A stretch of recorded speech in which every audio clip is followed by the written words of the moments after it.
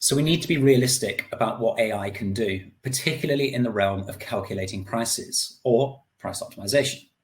Now, if your station looks like this, then of course, there's only so much that AI can do to actually increase the profitability.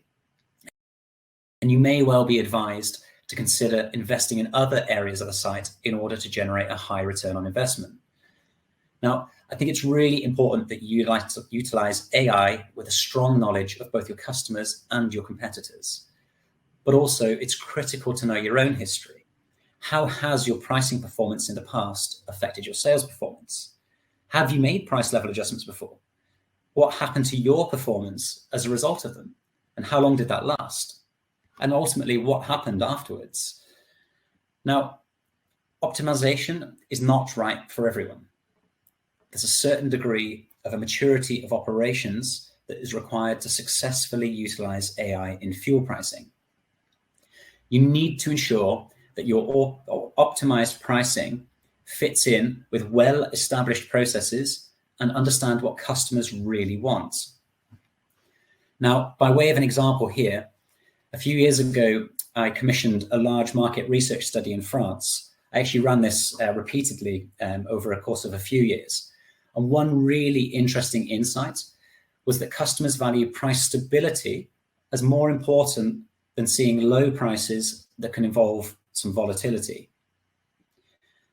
Now, the great thing about AI, however, is that its uses are not limited to the monitoring of demand and the optimization of prices. AI can be used in other ways.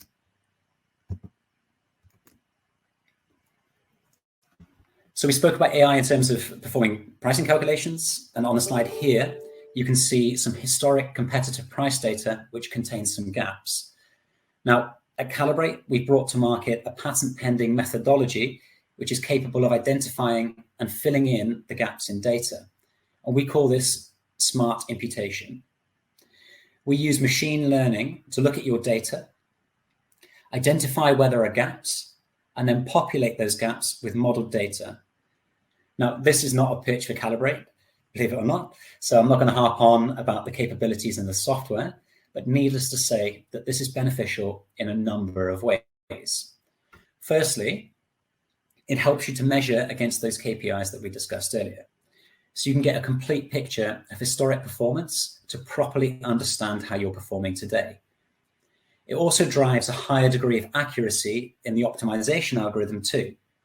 So one component can make another data science component operate much better.